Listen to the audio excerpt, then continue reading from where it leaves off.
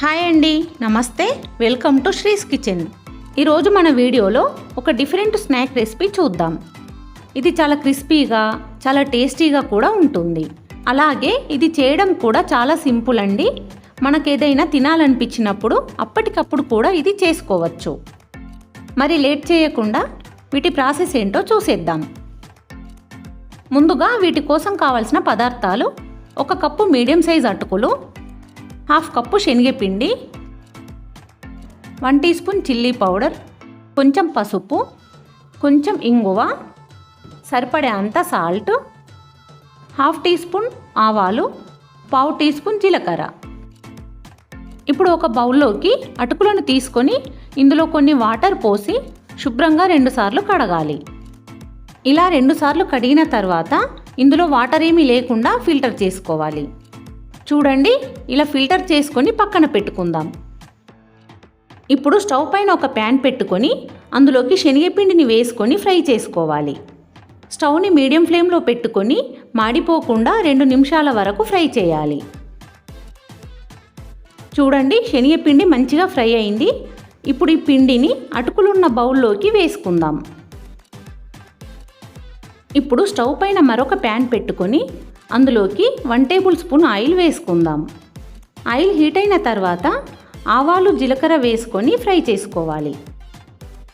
ఇవి కొంచెం ఫ్రై అయిన తర్వాత ఆయిల్తో సహా మొత్తం పిండిలోకి వేసుకొని ఇలా స్పూన్తో కలుపుకోవాలి. ఇలా వేడివేడి ఆయిల్ కలపడం వల్ల ఇవి చాలా క్రిస్పీగా వస్తాయి. ఇప్పుడు ఇందులోకి సాల్ట్, చిల్లీ పౌడర్, ఇంగువ, పసుపు కూడా వేసుకొని ఇవన్నీ కూడా బాగా కలిసేటట్టుగా చేతితో కలుపుకోవాలి. నేను ఇక్కడ కొన్ని వాటర్ని యాడ్ చేసుకుంటున్నానండి. మీరు అటుకుల్లో ఉన్న వాటర్ని బట్టి చూసుకుంటూ అవసరం అనుకుంటేనే వాటర్ని కలుపుకోండి. ఇలా 5 నిమిషాల పాటు పిండిని బాగా ప్రెస్ చేసుకుంటూ కలుపుకోవాలి. పిండిని ఎంత బాగా కలుపుకుంటే మనకు స్నాక్స్ అనేవి విరిగిపోకుండా అంత బాగా వస్తాయి. చివరికి పిండి ఇలా చపాతీ ముద్దలాగా రావాలి. కొంచెం పిండిని తీసుకొని చేతిలో పెట్టి ఇలా రోల్ చేస్తే ఇలా రావాలి. చూడండి, ఇలా వచ్చేలాగా పిండిని కలుపుకోండి. ఇప్పుడు చేతులకి కొంచెం ఆయిల్ అప్లై చేసుకొని కొంచెం పిండిని తీసుకొని ఇలా వీడియోలో చూపిస్తున్న విధంగా రోల్ చేసుకోవాలి. ఇలాగే పిండినంతా కూడా చేసుకోవాలి.